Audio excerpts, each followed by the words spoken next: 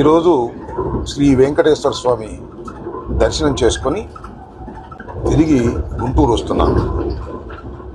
బంధువులు మిత్రులతో కలిసి ఉదయాన్నే తిరుమల వెళ్ళి వెంకటేశ్వర స్వామి దర్శనాన్ని చేసుకున్న తర్వాత అన్నప్రసాదశాలకు వెళ్ళి అక్కడ భోజనం చేయాలని అనిపించింది.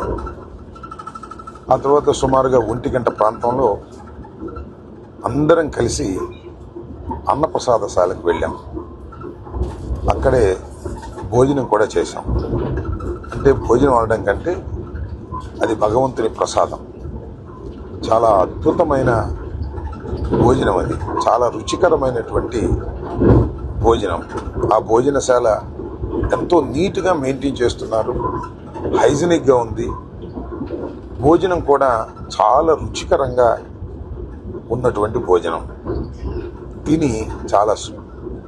తిని చాలా తృప్తి పడ్డామని ఈ సందర్భంగా చెప్పదలుచుకున్నాను. అది ఎలా మేనేజ్ చేస్తున్నారో నాకు అర్థం కాలేదు. రోజుకి కనీసం 90,000 మందికి అక్కడ భోజన సదుపాయాలు ఏర్పాటు చేస్తారు.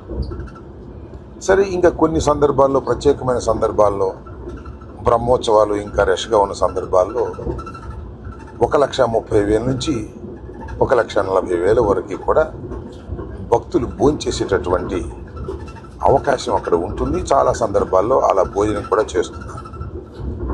రుచికరంగా భోజనం పెట్టడమే కాకుండా చాలా శుభ్రమైనటువంటి భోజనాన్ని పెడుతున్నారు. దీనికి దేశవ్యాప్తంగా అనడం కంటే ప్రపంచవ్యాప్తంగా ఉన్నటువంటి వెంకటేశ్వర స్వామి భక్తులు చందాల రూపంలో ట్రస్ట్కి ఇస్తున్నారు. నాకు తెలిసిన సమాచారం ప్రకారం 2,700 కోట్ల రూపాయలు ఇవాళ అక్కడ అక్యుములేట్ అయి ఉంది. దాని వడ్డీతోనే వీళ్ళందరికీ కూడా భోజనాలు పెట్టేటటువంటి పరిస్థితి అక్కడ ఉన్నది అని తెలిసి నేను చాలా ఆశ్చర్యపోయాను.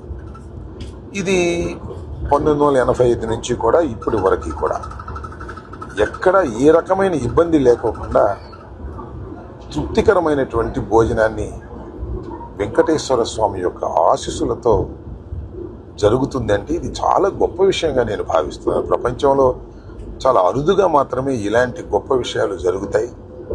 అది వెంకటేశ్వర స్వామి మహత్యం వల్లనండి, ఆయన ఆశీస్సుల వల్లనండి ఇలా జరుగుతూ ఉంది. నేను మీ అందరికీ చెప్పేది ఏంటంటే, ఎప్పుడైనా అవకాశం ఉన్నప్పుడు దర్శనం అయిపోయిన తర్వాత మధ్యాహ్న భోజనానికో, ఉదయం బ్రేక్ఫాస్ట్, సాయంత్రం దాకా కూడా కంటిన్యూస్గా బ్రేక్ఫాస్ట్, లంచ్, సాయంత్రం దాకా కూడా భోజనాలు పెడుతూ ఉంటారు. అవకాశం ఉంటే వెళ్ళి భోంచేసి తృప్తిగా, సంతోషంగా ఆ భగవంతుడి ఆశీస్సులు మీరు పొందాలని నేను హృదయపూర్వకంగా కోరుకుంటున్నాను.